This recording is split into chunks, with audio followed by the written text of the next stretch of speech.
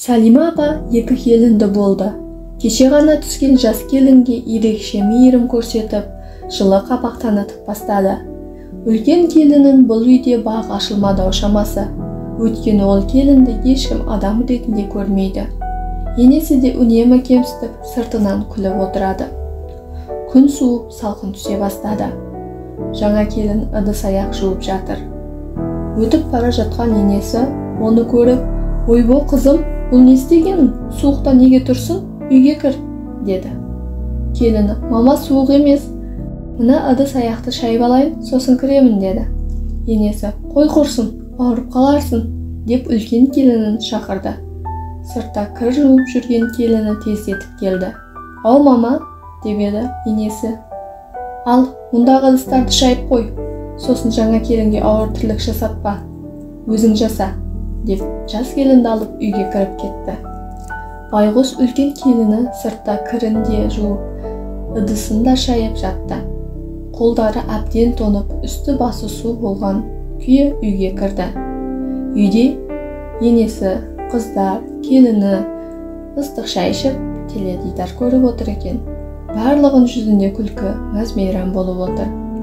Әбден тоңған үлкен келін оларды көріп, қызғанды ма, әлде ренжіді ме, бөлмесіне қарай кетті. Киімін ауыстырып, көрпеге оранып алып, жылап жіберді.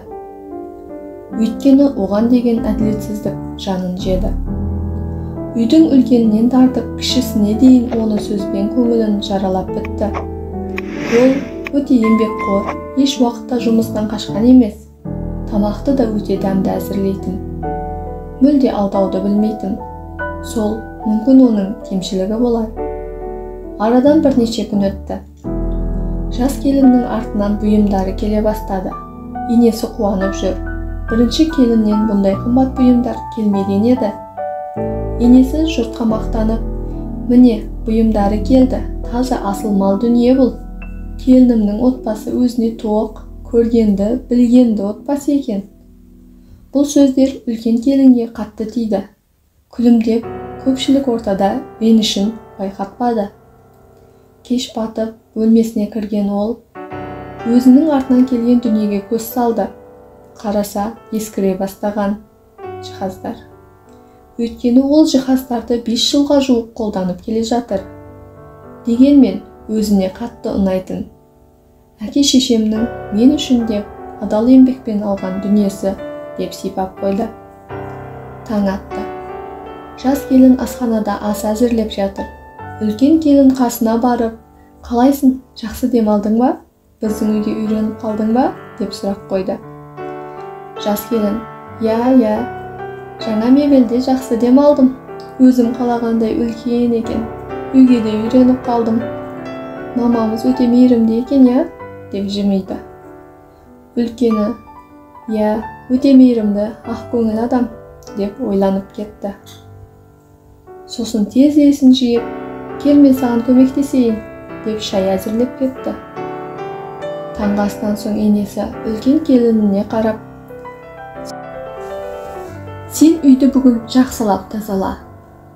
Ана кілемдерді де жу, терезе есіктерді де жуып қой. Гүлдерге су құй, қурап өліп қалыпты ғой. Біз жаңа келініммен базарлық жасап келеміз. Ертең құдаларымды үйге шақырамын", деп жымиды. Үлкен келін қуанып: "Мама, папамды көретін болдым ғой, біраз болды көрмегелі", деп еді. Енесі: "Жоқ, ескі құдалар келмейді, жаңа құдаларды шақырдым. Өзіміз жақсы танысып әңгімелесіп отырайық", деп қабақ шытты. Келін: "Я, ол жағын ойламаппын ғой, мақұл", деді. Енесі үлкен келіннің отбасымен де жақсы араласпайтын. Келіннің дүниесін аз берді дейтін. Той жиынға да шақыруға ұялатын. Үлкен келін жалғыз өзі енесі айтқан жұмыстарға үлгермей, ауыр кілемді көтере алмай әлек болды. Күйеуі көріп көмектесіп кетті. Сол арада енесімен келіні келіп қалды. Енесі қараса, сыртта баласының қолында шелек, кілем үстінде жалаң аяқ тұр.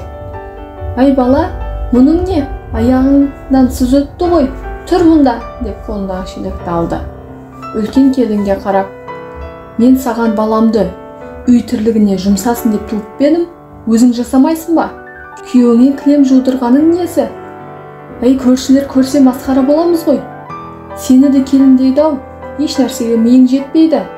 Епсізсің, түріне қара, деп шелекті сыртқа лақтырып кетті. Үлкен келін жылап жатса да, жұмысын соңына дейін бітірейін деп кілемді жуып бітті. Жаңа құдалар келді. Енесі үлкен келінге: үстіңе дені дұрыс киім ки, көрген құдалар алдыма масқарамды шығарма. Сені деп ұятқа қалғым келмейді, деп кемсітті. Үлкен келінде жаңа киім де жоқ еді. Енді не кисем екен деп басы қатты. Енесі кеше базарға барғанда жаңа келінге жаңа киімдер алып берген болатын. Жас келін жаңа киімдерді киіп, әдемі болып шыға келді. Үлкен келінге еш нәрсе алмаған екен. Бір тәуір деген көйлегін алып киіп шықты. Құдалар алдына шай алып кірді. Енесі келіннің үстіндегін көріп қабақ шытты. Күліп: бұл біздің үлкен келініміз, деп қонақтарға таныстырды. Қонақтар кеткен соң келініне: саған не деп едім?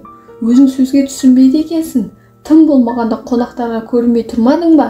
деп дауыс көтерді. Келін жылап жіберді. Неге, мама? Неге, мама? Менен ұялдыңыз ба? Мен барымды киіп шықтым. Әлде бір жерім тесіліп жыртылып қалып па? деп сұрақ қойды. Енесі не айтарын білмей есеңгіреп қалды. Өйткені келіннің мұндай жауап күтпеген шығар. Осы уақытқа дейін не айтса да мақұл деп жүрген келіні емес пе еді? Әлде мені кедей отбасынан екенімді, менің атымнан келген мал дүние арзан болғаны үшін ұяласыз ба? Әлде мен көріксізбін бе?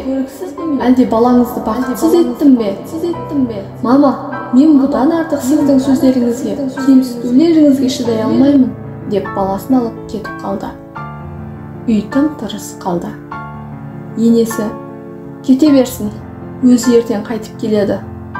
Балдарымен қайда барушы еді? деп бөлмесіне кіріп кетті. Арадан бір ай өтті. Бірақ келіні келмеді. Үйде жас келін барлық жұмысқа өзі үлгермей, тамақ уақытында дайындай алмай әлек болды. Енесі дастархан басына отырып, жаңа келініне қарады. Қараса, бір жағында наны пісіп, бір жағында сүті тасып жатыр.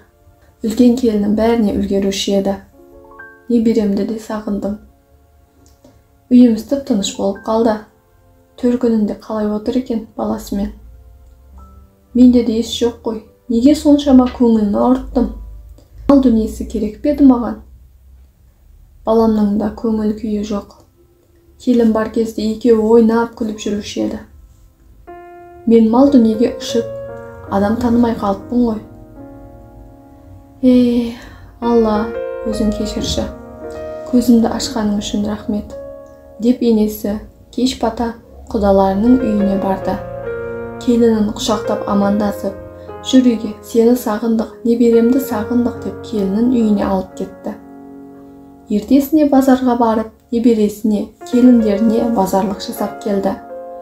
Екі келінге де бірдей етіп көйлек сатып алыпты. Келіндері қуанып, бірдей етіп киініп алды. Кешке екі құдаларын да асқа шақырды. Бір-бірлерімен танысып, бәрі мәз-мейрам болып отырды. Енесі мал дүние бақыт алып келмесін түсінді.